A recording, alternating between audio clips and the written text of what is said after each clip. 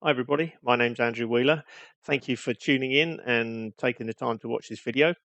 This is really a starter for Blender4Dental.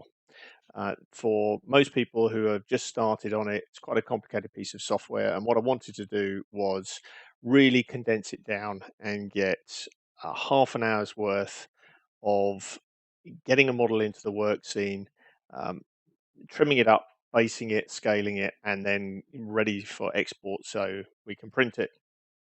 Now, I'm going to do a series of these videos, each one following on from the next, and hopefully within sort of a month or so, we should have a series that will guide you through getting to grips with it and understanding how Blender4Dental works. So please subscribe to the channel, then you'll get notification and updates when I do them. I'm trying to go in once a week or so, and that gives you a week to sort of go through the video, try it, play around with it, and then if you've got any problems or you get stuck, or leave a comment in the box below, and I'll try my best to answer any questions you have. So yeah, let's get cracking. Okay, this is the first thing you're going to see when you open Blender4Dental up. This is the start screen. Just a quick overview here. What we've got here is the model designer menu. So this is all the way down here, and this will cover all the different options you have making models. To the right of that, there is a small tabs here, and these are all the modules that you buy. So as and when you buy and install the modules, they will appear here. If you've just started this and you've just bought it, then you'll have model, view tool, and maybe one other option here in which to use. But once it's set up, if it's set up properly, it should open up with your model designer menu. What we're going to do is we're going to bring a scan in. As I said, I'm not going to spend a lot of time on all the buttons and what everything does and where everything is. The purpose of this is just to go through a very quick import a model and get it ready for printing. So we'll choose the import STL option here, and we'll go into find a case that I know is quite a good scan. Just do yourself a favor and get a good scan to start with, because you don't really want to import and start playing around with scans with holes and incomplete meshes and all that sort of stuff. It's complicated enough as it is without adding to that. So while you're playing around with this, don't bite off more you can chew, because you've got a lot of things to get your head around and that you'll need to understand before we go on to the more complicated stuff. So we've got our scan here. Here you can see it. There's a few things you need to know. When you're working on your scan, it needs to be highlighted. So if you're clicking any of these buttons and nothing's happening, the chances are you haven't highlighted the model. Okay. Now, Blender works with mouse and keyboard, and the keyboard has a lot of shortcuts, and these you need to know your way around. It makes things easier. It's a bit of a faff to learn initially, but once you understand how it works, it speeds things up no end. So what I'm going to do now is I'm going to do a few um, movements of the model within the work environment, and I'm just going to jot down the keystrokes here. I'll also do a little menu underneath that you can refer to later on, just the shortcut keys and the mouse and keyboard controls. So if you find yourself and the model isn't doing what you want it to do, or you can't move it how you want to move it, you can refer to that. First thing is the mouse wheel, middle mouse button. Scroll it in and out. Doesn't obviously change the size of the scan, but it allows you to uh, zoom in on it or zoom out. The next thing we're going to be doing is, if you press Shift on the keyboard, hold your middle mouse wheel down, you can then move the model around the work environment. This is handy for when you're working close up and you also want to move the model around. So you want to start working on here like this. So you move the model around. Okay. And lastly, for the moment, to actually move the model around so you can view it from different angles, you press the middle mouse wheel, just the middle mouse wheel, and you can spin the model and move it around. So those are the three fundamental keyboard and mouse controls that you'll need throughout Blender. Once you've got to grips with using them without really thinking about it, things speed up no end.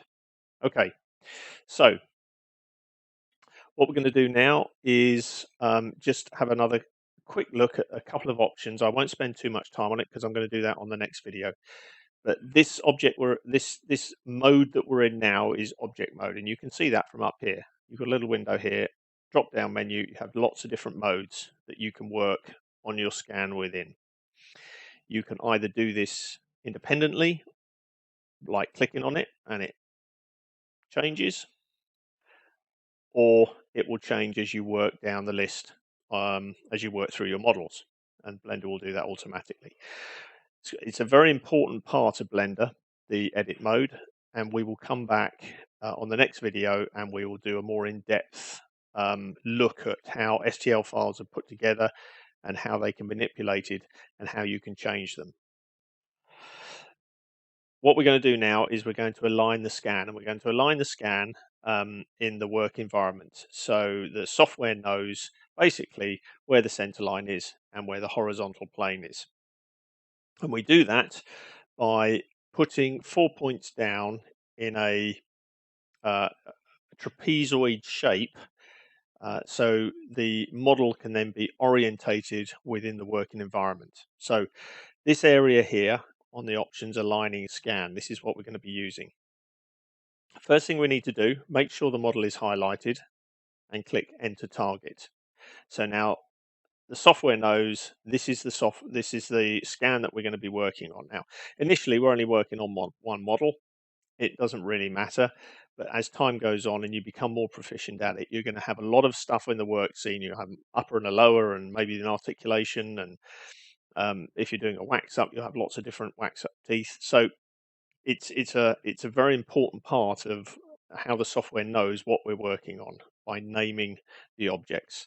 So there you can see it's been named target. This is the naming field, and in there is a target, and up here it's called target. So always remember, make sure the model is highlighted. Okay, so now what we're going to do is we're going to put 4 points down. So just moving the model into a nice position by holding the shift button down and the middle mouse wheel, and then you can move it.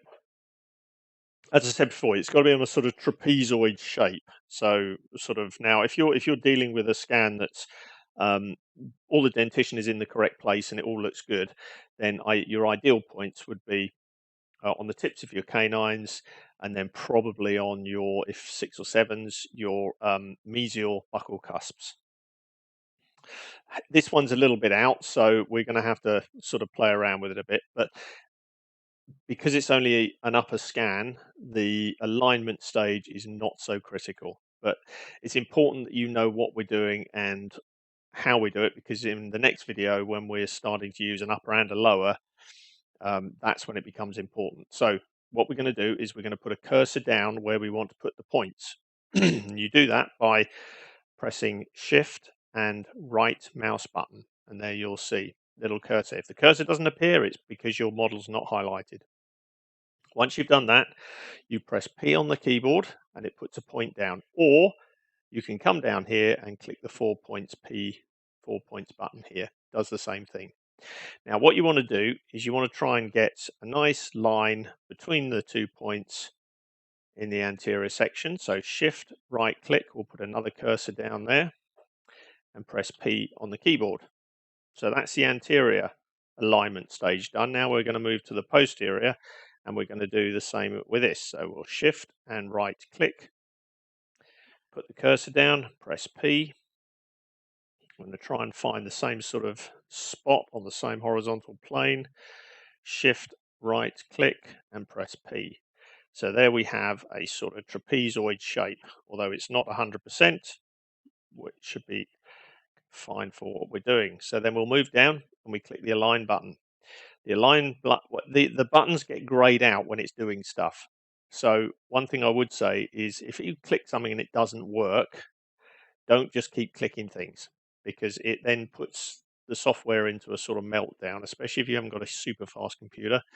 These calculations take time and it can slow up. and the slower it goes, you don't think it's really doing anything, so that's when things go wrong. So you'll see what we need to do is we need to flip the model over. Now, what we've got here are three buttons, X, Y, and Z, and those are the axes on which we can flip it. We don't sit there and try and move it manually. We use these buttons to do it. So I'm going to move it around on the Y axis, and there you can see the green. The Y axis is in the middle. There's the Y axis. So it will flip around that Y axis. So there we have it. Now, once you get to this stage, if you've got an upper and a lower in occlusion, what you would do is you would click the little padlock button, and um, that would hold the two models together. So you can work independently on those models, but it would always remain in occlusion. So we'll move the model into a better work environment. So there we have it. This is aligned, and it will align on the axis that we need it to.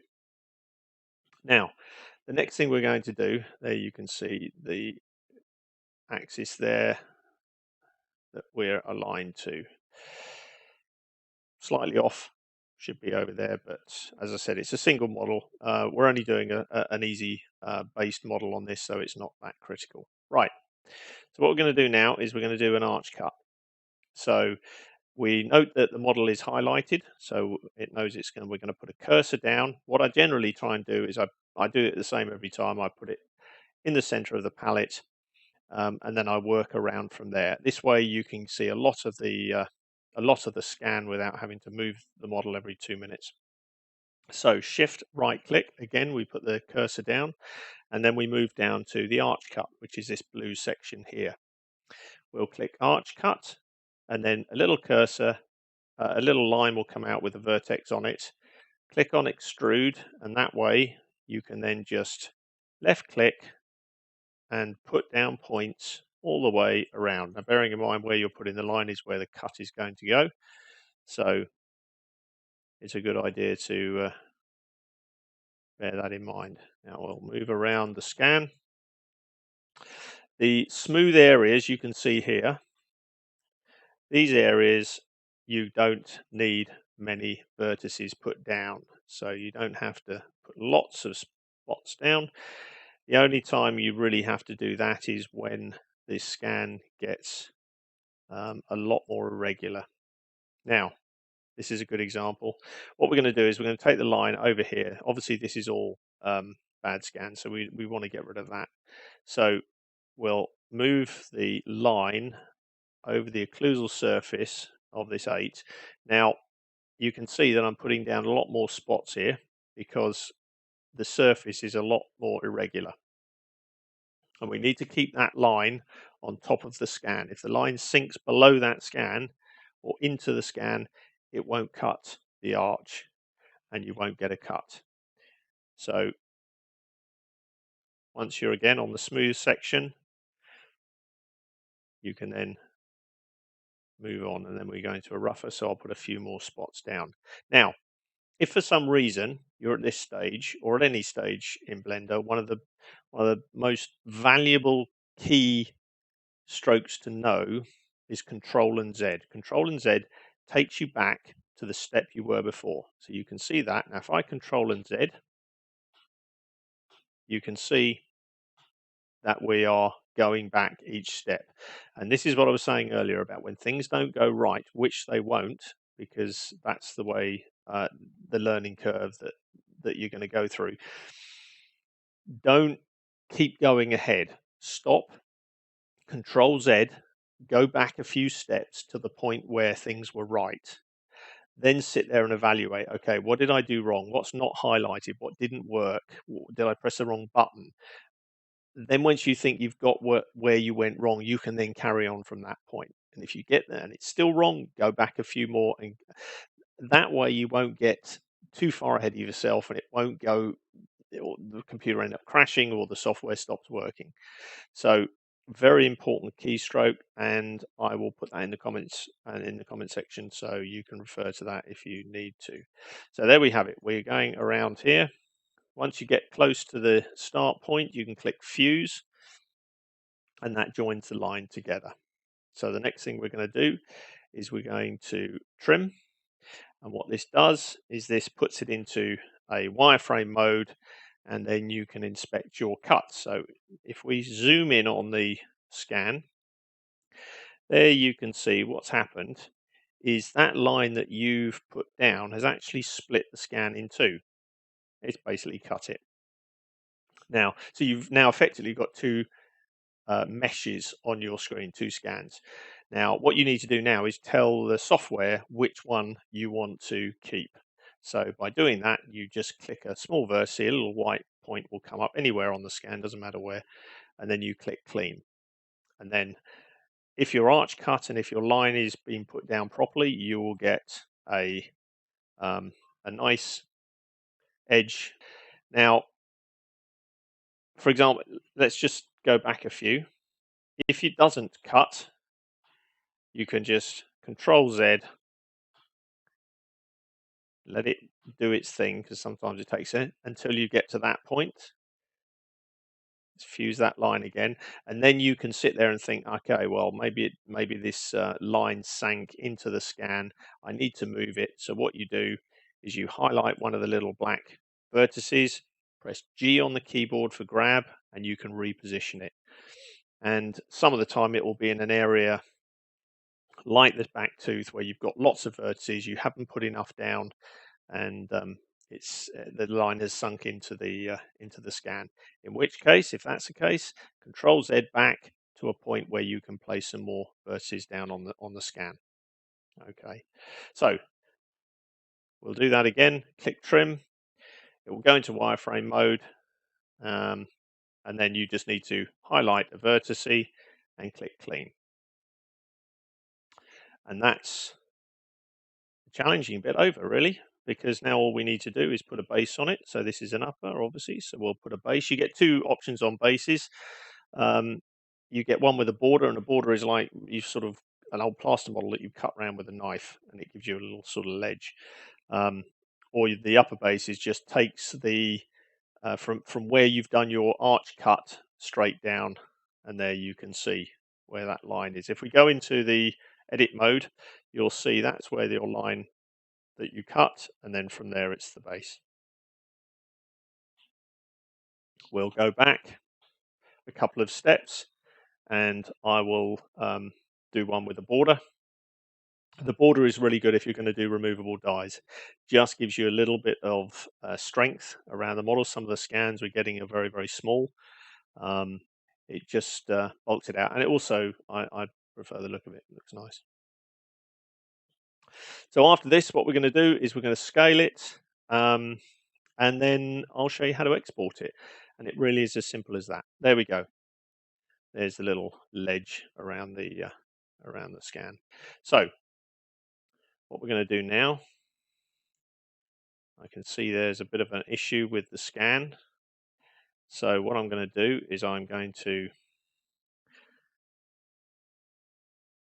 make sure it's highlighted.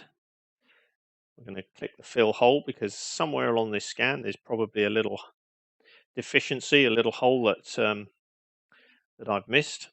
And we'll go back to click with the border and put a base on it.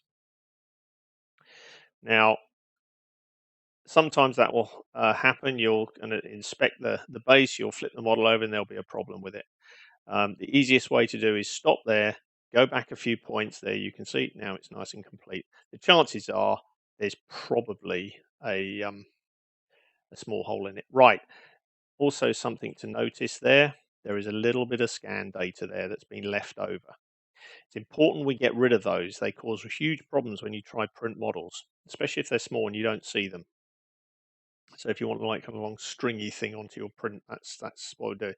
So there you can see it's actually two parts. It's not actually joined. So what we're going to do is highlight it and just press delete on the keyboard, and it's gone. Then we've got a nice clean scan. What we're going to do with this is we're going to scale it. So we make sure it's highlighted.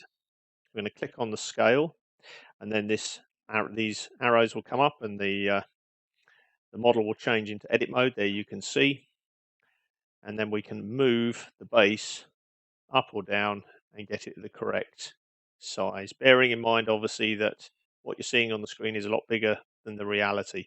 If you're going to print it, you're going to hollow it. Um, yeah, they can become very thin. They can be difficult to remove from print platforms. So bear that in mind. And then once you're happy with the size of the base, you click apply. Now, this is as far as I'm going to go with this video. I'm going to export it now, which is the export button. We obviously imported an STL. We want to export an STL. So we'll click on the export STL, and then we can choose, well, we'll do a desktop here. We can rename it and make sure this little box is ticked. Selection only. We're only going to export the stuff that is selected. And that makes a huge difference when you are you have got a lot of stuff on the screen. So you can then click the export and it will have gone. And that's it. You can then find it and print it. Okay, that's a lot. So thanks for watching. As I said earlier, please subscribe. I'll be doing another video. The next one I'm going to do, I'm going to go a little bit in more detail about the edit mode and what we can do with scan data and how to fix the most common problems on scans. And I'll also do an upper and a lower jaw import, so we can put a base on an upper and a lower. If there's things you want me to cover, please in the comments below, and I'll make sure I cover that in a future video. I'm going to try and do one a week, so hopefully we should have within a couple of months a nice easy step-by-step stage. All of these details you can also find on the Blender4Dental website. They've got tutorials on there. They're a lot more in depth, so once you've got your head around the simple navigation of all of this, it's worth going to have a look at those for a bit more detail. Thanks for watching, and we'll see you again soon.